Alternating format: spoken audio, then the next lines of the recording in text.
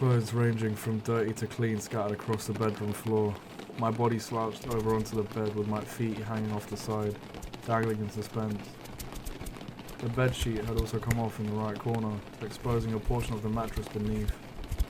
My face was buried deep within my pillow as if it were a part of my skin, and my arms sprawled across the bed like a chalk outline at a crime scene. This wasn't far from the truth, to be frank, as a part of me was dead inside.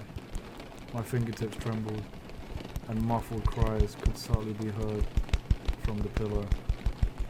Not before long, I rolled onto my back, and those cries quickly became loud and clear as they reverberated off the walls. Now with my feet on the floor, my legs shook as the blanket of vulnerability enveloped me, trying to support my broken body. Tears rolled down the side of my face and absorbed into the pillow, where a damp pool had already formed. My hair was a mess, my room was a mess, my life was a mess. What was I supposed to do now? The very person who had become so deeply intertwined in my web was no longer here. Sure, I had only known her for around a year, in 15 days' time. But every living moment, from the day we met, I spent revolving around her. A void was all she left behind for me, and I didn't know how to cope. It has already been 2 weeks now that I've had to carry on living without her by my side, and the temple of my heart was still crumbling in my core. Hopeless and lost on where I was heading next, and being the young 19-year-old I am, evil temptations were beginning to overtake me. I was in complete shambles, but at this point, the tears stopped rolling down my cheeks. I was at the point of sadness, where I was pondering whether this pain I was suffering was even justified. I had put myself into a position where I was helpless, and losing her was most certainly a likely outcome. Was I foolish? Foolish for allowing my emotions to overwhelm me? Would I have felt the magnitude of her loss as much as I would have if I hadn't allowed myself to get so close?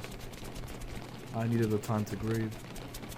All of these thoughts and unanswered questions circled around my head, bouncing off the edges of my cranium. My head was beginning to ache from all of this thinking. Suddenly, as if an out-of-body force had heard my thoughts, the sunlight seeping through the cracks of the curtains laid upon my face. Being forced to get up now due to the blinding light, I walked towards the window to gaze at the horizon. What a sight to behold! Soft lavender clouds gracefully floated across the sky, and the cheerful birds could be heard singing. The breeze was calm and cool, ever so slightly drying the streams on my face left by the tears. My cheeks were reflecting what had not yet dried, and my eyes still blurred. It was quite obvious that I had recently broke down. I closed the curtains and collapsed onto the bed again, the force making my phone jump off the bed for a brief moment, before gravity brought it back down to reality. I laid there for a bit, the silence filling the room completely, making sure to fit into every nook and cranny. It was peaceful. I had almost forgotten the last few minutes. The figure shadowing over the room was silence, and it stood its ground firm and strong.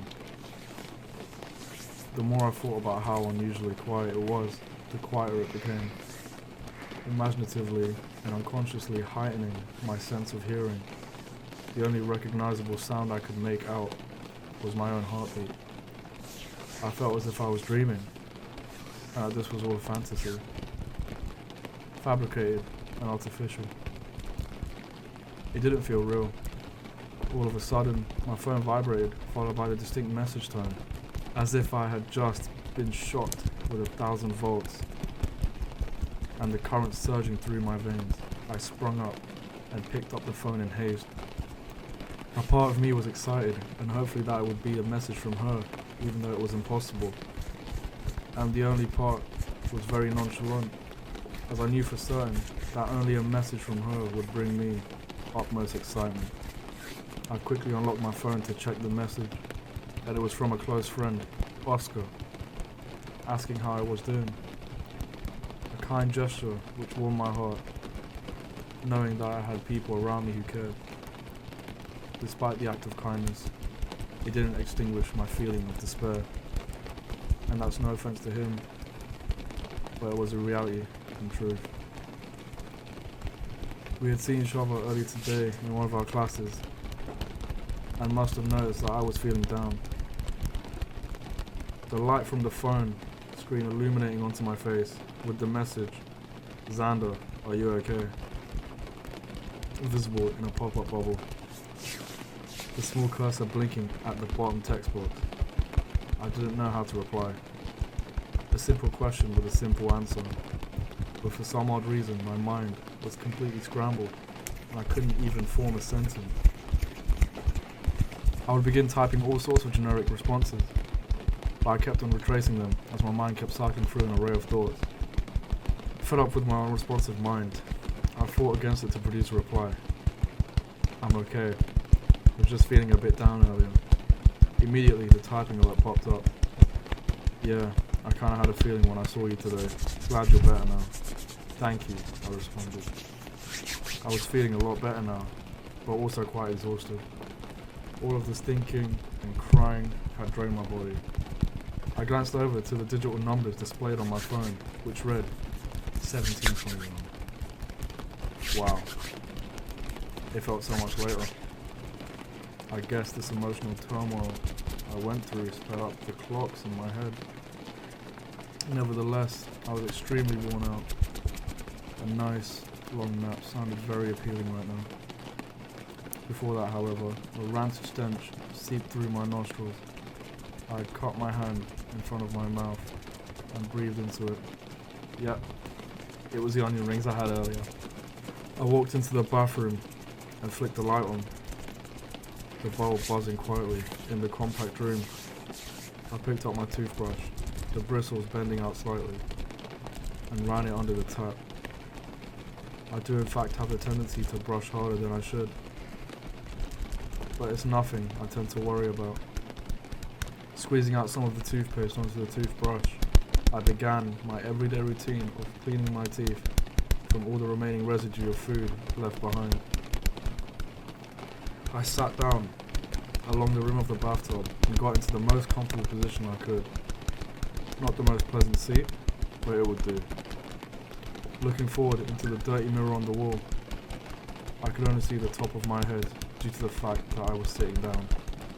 My short black hair styled up and angled to one side, taking a wave-like shape. I stared at my reflection, noticing a strand of hair sticking out. I stopped brushing for a moment and held the brush between my lips. I flattened the lone hair down and returned to the task at hand.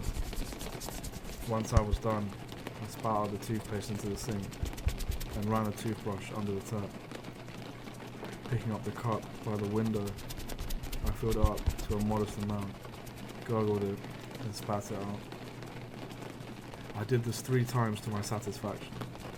Looking into the mirror once again to check for any toothpaste left on my lips, I washed off what was there and placed the toothbrush back into the windowsill. I switched off the light and head towards the bedroom.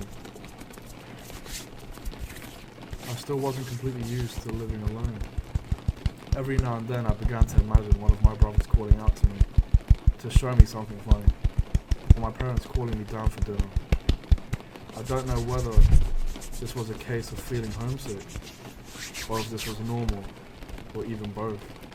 Either way, it wasn't something that bothered me at all. There were merely memories and thoughts which would pass through my mind aimlessly. I got changed into some comfy clothes and crawled into the bed. The mattress felt fine, but the blanket was cold. Not freezing cold, but cold enough to give you the goosebumps along the side of your arms. Snuggling under the covers as best as I could to keep warm, naturally bringing my knees up towards my chest, the blanket gradually felt cozy. As soon as my head sunk itself into the pillow, the weight of my eyelids grew tenfold, and there was no fighting. Already tremendously tired, my body began shutting itself down piece by piece, like a machine. Before I knew it, I was dozing off into a deep, deep sleep.